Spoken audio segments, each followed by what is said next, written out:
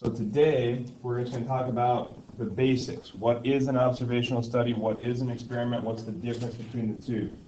And then what we'll do is we'll kind of get further into experiments. So how are they actually designed? What are the different parts that you have to have within an experiment? We'll talk about a couple of different types of experiments, and then just kind of work our way from there. So, first thing, an observational study.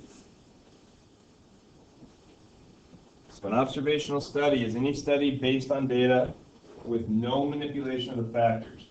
Basically what it boils down to in an observational study, you simply go into a setting and you observe. You don't actually manipulate any variables, you don't actually apply treatments to any of the subjects in question. You just go and observe what happened or what is happening. So with an observational study, the key here, there's no manipulation of factors. And when we say factors, we mean explanatory variables. So we're going to be measuring the relationships between variables here. An explanatory and a response. Okay? So a study based on the data with no manipulation of factors. Now there are two types of observational studies that you may encounter. The first type is called a retrospective observational study. This is one where you look at previous conditions or behaviors.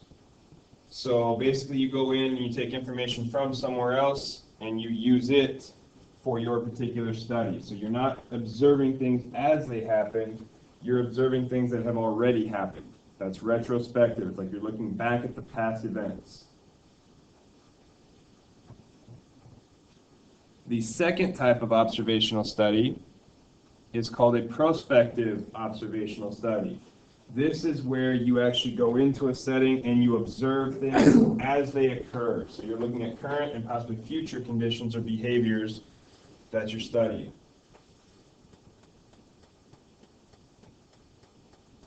So retrospective, you look at past. Prospective, you're looking at the current, looking at the present. What's happening currently as we progress here. Okay. One thing about observational studies, since we are not manipulating any factors, we're not controlling anything within the environment, we are simply observing things that happen naturally. Observational studies cannot prove a cause and effect relationship between two variables. So when we're looking at the variables in question, we're trying to observe. We have an explanatory, we have a response, we're trying to look at how they relate to one another. But with an observational study, there's no way we can take that information and prove the explanatory caused a change in the response. So these do not allow us to create or to claim causation. An example of an observational study. This is from the last book I had. So the researchers wanted to compare academic performance of music students with that of non-music students to determine if music makes a difference in grades. So the way they performed this was they chose a high school, and they went to that high school and they took a list of the students, and they had the students that were in some sort of music program, either band or vocal music or whatever, and then they had a list of students who were not.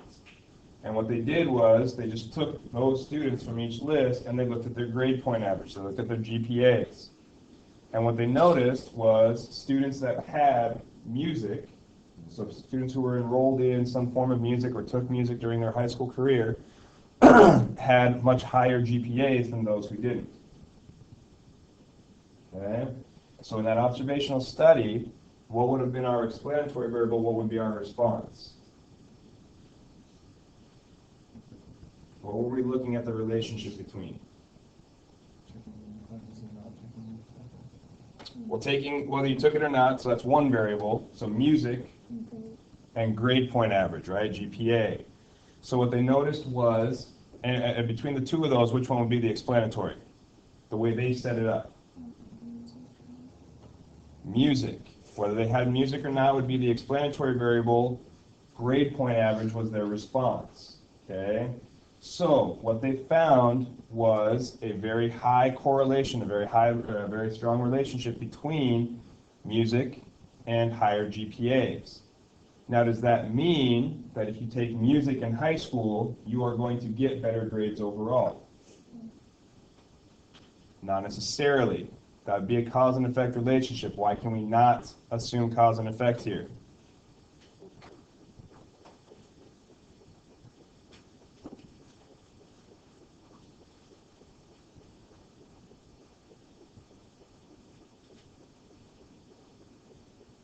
So why can't I say taking music gets better grades? There could possibly be other factors that are influencing this relationship, right? This was an observational study. We didn't manipulate any factors. We didn't take some kids and push them through music and other kids and not, or keep them out of music and study them as they went. They looked at past behaviors, and they just noticed that kids who were in music tended to do better in school than those who weren't in music. Now, that means there might be some lurking variables here. What could those lurking variables be, or what might one possible lurking variable be? Okay, maybe music classes are a little bit, they're graded differently, so maybe you get it's easier to get a certain grade. Okay, but in general education classes, why would they still tend to have higher GPAs? There's a lot more people that don't take music class. Okay, so maybe the number of people within each of the programs, so the number of people that don't take music versus the number that do could affect average, since we're talking divided by a total number. What else?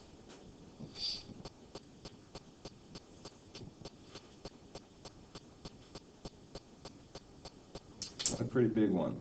Does it take into account how each student learns and Okay, so you're on the right track there. They didn't take into account the type of student. Okay? Now, when you think about kids who are in music and kids who are not, kids who are in music, if you think about band and vocal and things like that, how much time do those things take? A lot, okay? They take up a lot of extra time. That means outside of school, you're putting in that much more work for your activity, correct? So students who are generally in music classes tend to already be kind of the overachieving type. They spend more time outside of class doing things that are within their activity. Now, that doesn't mean kids who aren't in music aren't overachievers as well. It just, they tend to be with it. It's the same thing with sports. People who are in sports tend to have that self-motivation. They have that extra time. They have that time management skills to manage both. Okay, so the type of student might also play a role there. All right, so observational studies, you go in, you observe, that's it. You're not actually manipulating or doing anything within the study itself. Now, an experiment. When you run an experiment, you are running a study in which treatments are applied to the experimental units.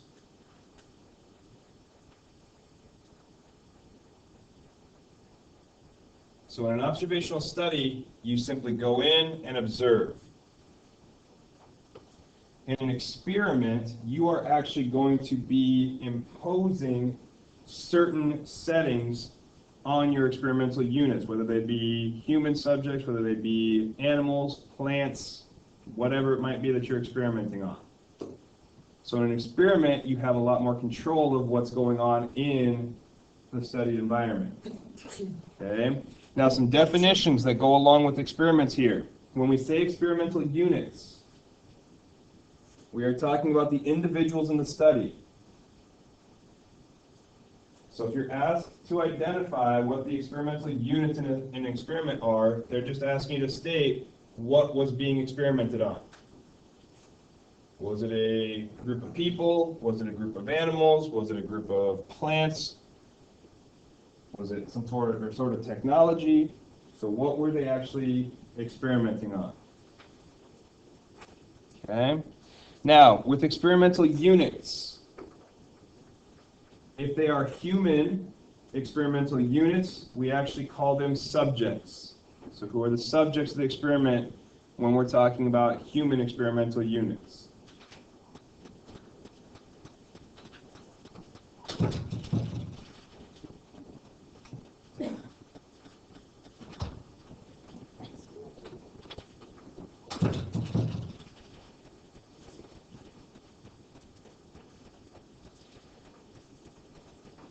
experiments can prove causation. So when we look at experiments, when they're run correctly, they allow us to say that the explanatory variable causes a change in the response. So with sample surveys, with observational studies, when we're looking at those things, we can't ever prove causation between two variables.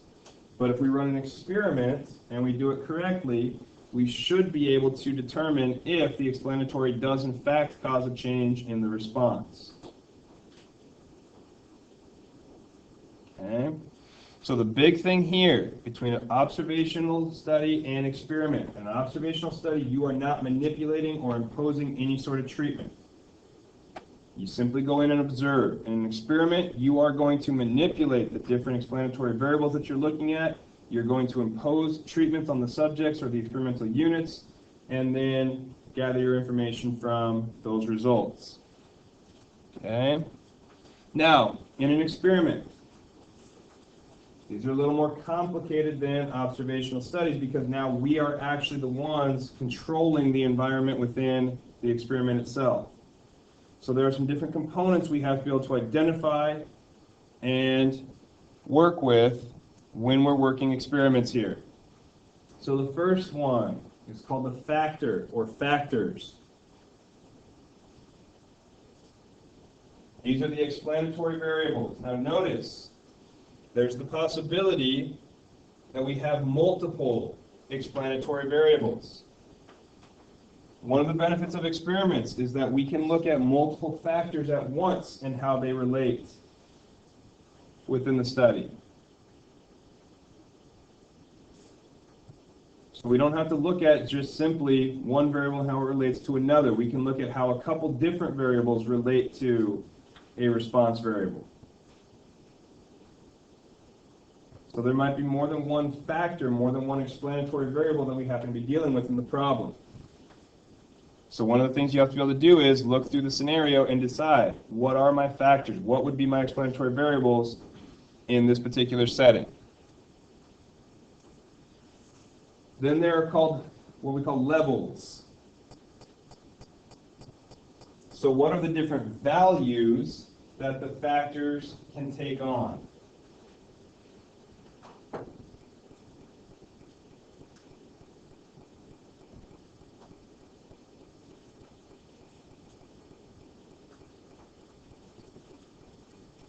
Okay. So I could run an experiment where I look at the amount of sleep and how it relates to physical performance in PE or in a class or something like that. So I could say I'm going to take 30 students, 10 of them are going to sleep for 5 hours, 10 of them are going to sleep for 7 hours, 10 of them are going to sleep for 9 hours.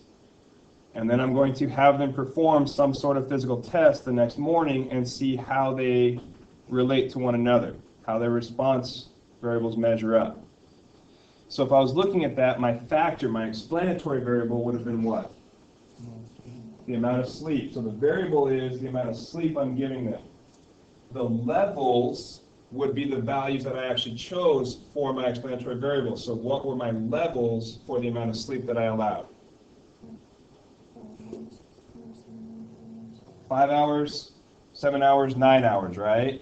So those would be the levels. What types or what amount of sleep did I allow the different subjects? Okay, so factor, what's your explanatory variable? Levels, what value are you going to allow those factors to take on? The treatments. So the treatments that you actually impose on your experimental units are the conditions that you apply. The treatments are all of the combinations of factors and levels. So if you have one factor, amount of sleep, and you have 3 different levels, that means you have 3 treatments you're imposing on your experimental units. If you had 2 factors and levels, or in 3 levels. So if I had 2 factors 3 levels for each factor, how many total treatments would I have? 6. I'd have 3 different treatments for one factor and level, and then 3 more for the other factor. So we'd have 6 different levels that we'd have, or the 6 different treatments that we'd be imposing. Okay, so when you're looking at treatments, what are the actual treatments you're applying? You have to think about all of the combinations of factors with levels. And then the response variable is what you're actually measuring at the end of the study.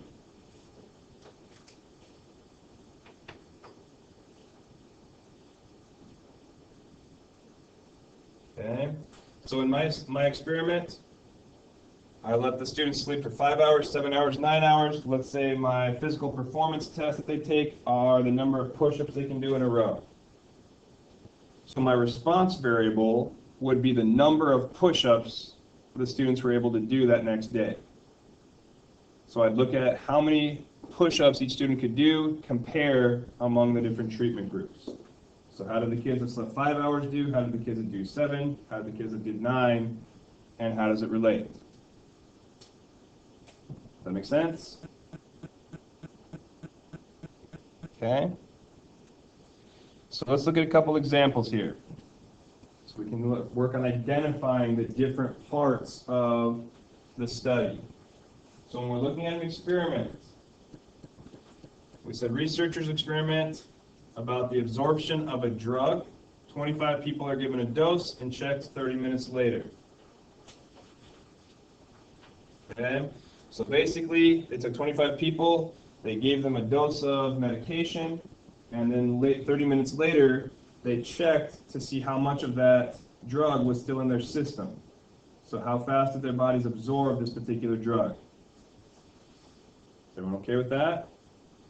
So if I'm looking here, I need to identify some different pieces of the equation when I'm looking at this experiment here. So who are the subjects in question? The 25 people we actually gave the drug, right? So the 25 people would be our subjects. Those would be our experimental units. What was our factor or factors? How many factors did we have? What was our explanatory variable? The drug itself, right? So the drug is the explanatory variable. Okay, so the dosage of the drug gives us our explanatory. How many levels did they have? Just one. They just gave a specific dose of the medication, right? So there was only one dose that they used. So how many different treatments are we going to have? Just one. We're looking at dosage for the explanatory variable. They only gave out one dose, so there's only one treatment. They had the drug itself. What would be the response variable then? Well, so absorption, so if they're trying to measure absorption, that means they need to look at how much is left in your system. So how much is left in your overall system so that they know how fast you absorb whatever medication was in there. Okay, so this one would be the concentration in the subject's bloodstream. So how much had not been absorbed after 30 minutes, basically. Okay, let's do another one. So to study the effects of TV advertising, all subjects of a study viewed a commercial for the same product at different time intervals. So one group had a commercial that lasted 30 seconds, one group had a commercial that lasted 60, one had a length of 90 seconds. And then within each of those groups, the number of times they showed the commercial was either 1 time, 3 times, or 5 times during a given program. So, if I'm trying to identify my different pieces here, who would my subjects be? Yeah, the individuals in the actual study, right? So they don't give us a specific number here. So we're just looking at whatever people were in the study. What's my factor or factors? So what are the explanatory variables?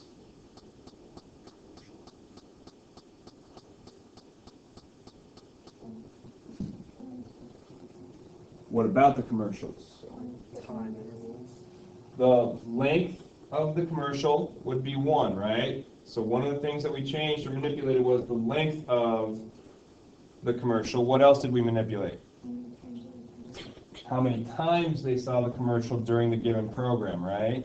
So my two explanatory variables, in this case there are two different explanatory variables that I'm studying, would be length and repetition. So how long were they going to view that commercial? How long is that particular commercial going to be? And how many times were they going to see it? What are my levels?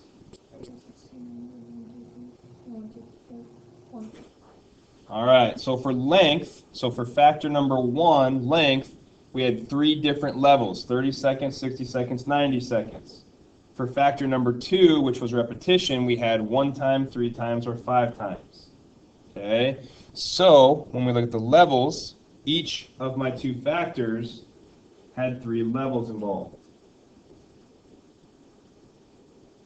So how many treatments would I actually be applying here? There'd be 9. So one group would see a 30-second commercial once. Another group is going to see a 30-second commercial 3 times. Another group is going to do 30 seconds 5 times. Another group is going to do 60 seconds once, 60 seconds 3 times, 60 seconds 5 times, and then finally 90 seconds at each of those different values. So there are 9 different groups that I would create for the different combinations of level and repetition. Okay, so my treatments would be each of the levels at each of the factors combined. Okay, and then as far as the response variable here, we'd be looking at either intention to purchase or maybe how much do they recall, could they tell or remember that specific commercial at all. So something of that nature. So whatever they're trying to measure as far as the commercial itself. Okay with that? Okay. Then, when we look at experiments, we said that in most cases, if it's run correctly, we can infer cause and effect. So we can assume that any changes we see in the response were caused by whatever we did with the explanatory variable. Okay. Now, in experiments, there are times where we may run into what we call confounding. And with confounding, the effects of multiple factors cannot be separated. What that means is, while we tried to control everything we could within the environment that we're working, there may be something, some outside force, something that managed to get its way in that causes us to question whether the factors we studied caused the change in our response or whether there was something in the background that was causing the change that we see. Okay? So when we say that the effects of multiple factors cannot be separated, we mean we don't know for sure whether the specific factors we measured or worked with were the cause of the change, because something outside or something within the study may have also caused this change. What does that sound a lot like? Something in the background, something not studied that causes a change in the overall relationship.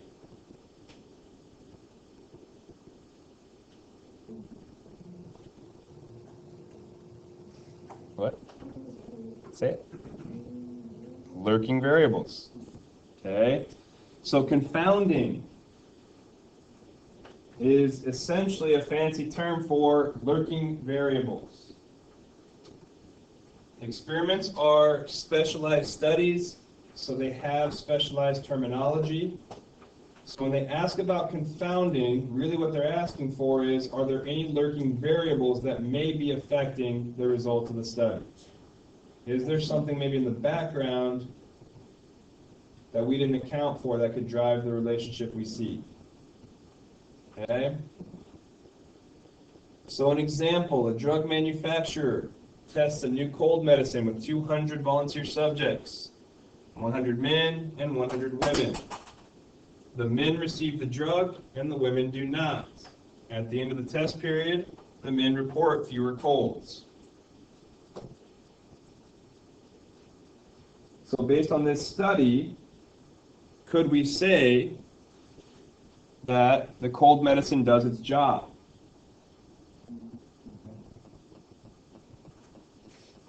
It might, but what problem do we see here? I don't know if it works for women or not. Well, we don't know if it works on women or not because we didn't give any of the women the drug, right? The medicine. So we don't know if the medicine itself reacts differently between men and women. Maybe it does work really well for men, doesn't work at all for women. Maybe it doesn't even work at all. The men just happen to get over their colds much sooner. Okay?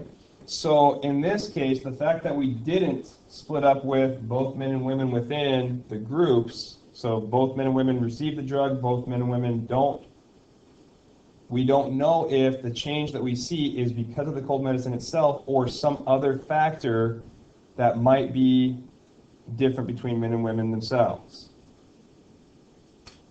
So this would be an example of confounding. We don't know if the factor we measured with medicine was the cause of the change we see. Everyone okay with that? Okay.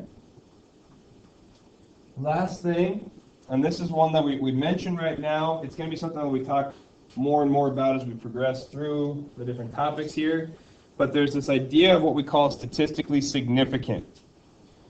When a study yields results that are deemed to be what we call statistically significant, it means that we observed a difference. We observed an effect so large that it could not have possibly, or very unlikely that it would have happened by chance alone. So one of the things to keep in mind here, when we are running experiments, one of the things, and we'll talk more about this tomorrow as well, but one of the things that's important with experiments is that we randomize our subjects or our experimental units into the different groups. Now with randomization, we run into that sampling variability issue. Each time I run a random sample or each time I run a randomization process, I'm going to be getting different results. So one of the things that you might notice is when we have allocated our experimental units randomly, we may have unknowingly put certain people or items within a group that were going to respond differently than other people would have. It's a possibility. So the results we find might not be as valid based on that. What this is saying is the observed effect, so when we saw the difference happen, the difference was so large that we can't possibly believe it came from that random allocation. It has to be that our explanatory variable caused this change in our response.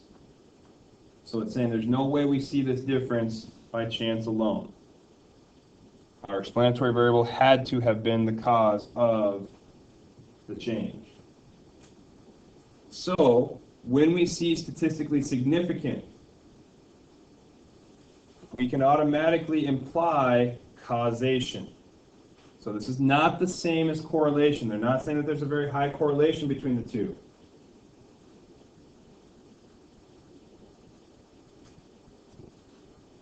We're saying that the observed difference was so large, we can't possibly believe it was because of anything else other than what we were studying at the time.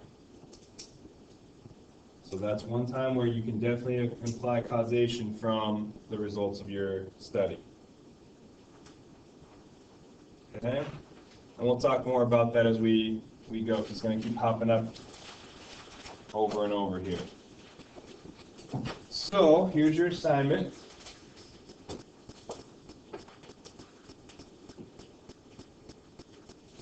For the most part, all I'm asking you to do on these problems is identify whether something is an observational study or whether it's an experiment.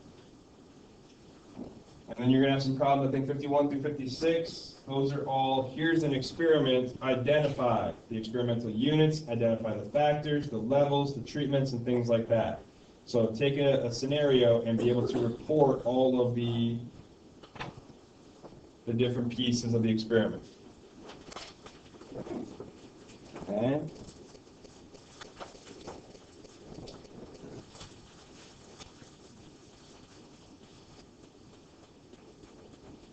So you got quite a bit of time here. I want you to start working through this assignment so you're not working on other classes right now. You are working on this assignment and this assignment only. So you need to grab a book, you can do or borrow a book. If you want to work with a partner, you can. If you listen to music, you can, but you need to be working.